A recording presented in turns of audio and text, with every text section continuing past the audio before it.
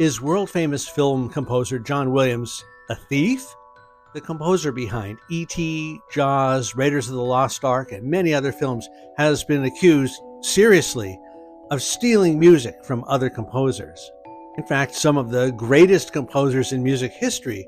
So when you hear the comparisons, it's a little uncomfortable. So did he steal, or is what he did more of a complicated historical tradition?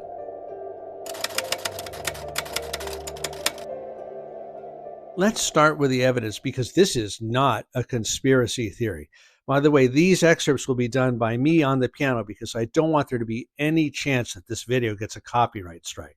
Okay, first, let's listen to Eric Wolfgang Korngold's music to King's Row.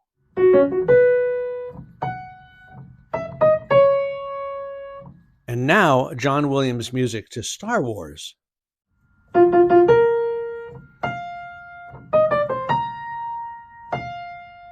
What you can hear, even from just the piano part, is that the melodies are almost identical. If you listen to the originals, you'll hear that the orchestration is almost identical as well. Now, how about some famous music by Igor Stravinsky to the Rite of Spring?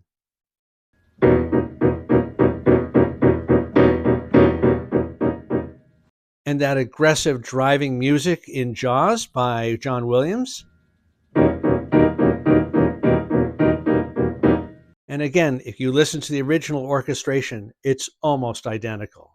And now another amazing example. This is the theme at the end of Death and Transfiguration by Richard Strauss.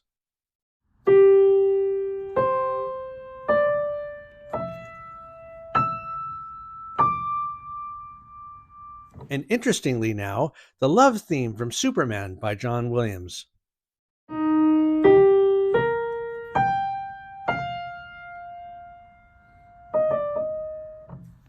So let's be honest, if a student turned this in to me as a composition assignment, there would be questions at a minimum.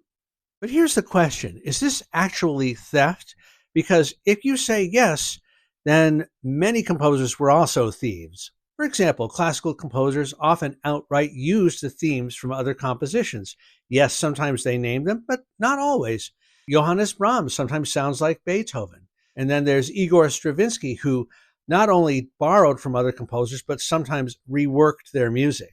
And then think about the form, theme, and variations. Often the theme is just exactly someone else's composition. This is a tradition. But there's another layer to this that makes the whole question even more complicated. Because sometimes composers don't just borrow ideas. They deliberately write in someone else's style. And one of the most fascinating examples comes from the violinist Fritz Kreisler. Kreisler published a number of pieces that he claimed were rediscovered works by Baroque composers, names like Pugnani, Couperin, except that they weren't. He wrote them himself. And for years, audiences believed they were authentic 18th century music.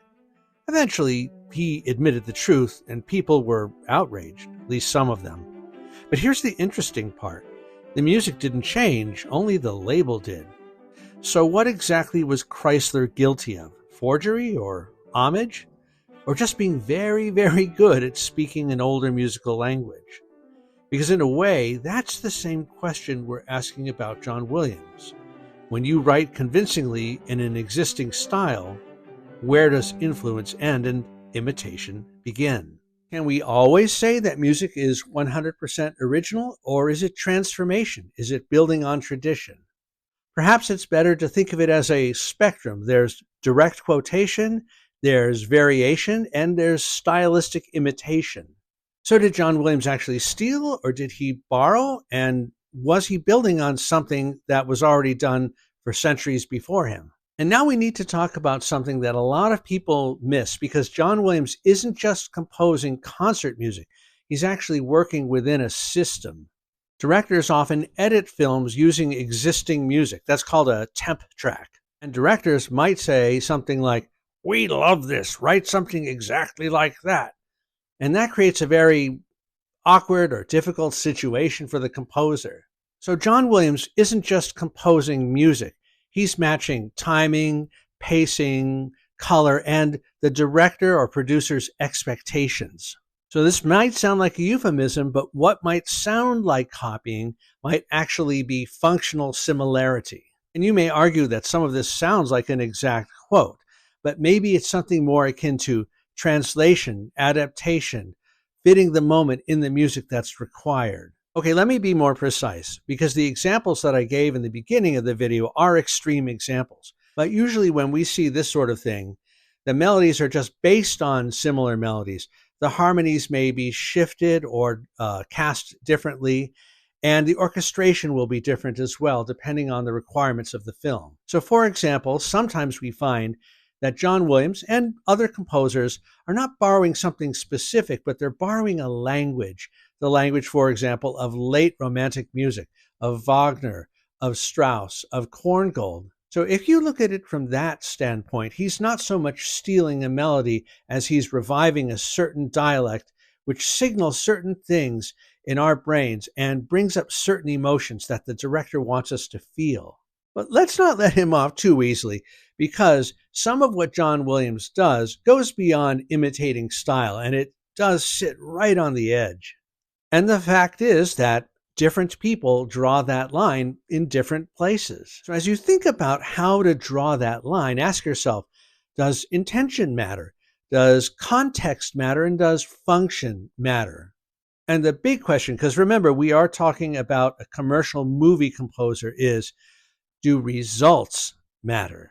Because here's the thing, whatever you think about John Williams' borrowing, he has brought classical music to millions of people, and he's revived a musical language that many of us might not have used to been hearing. And you could even say that John Williams has shaped film music to the way we think it ought to sound for big epic scores and big epic films.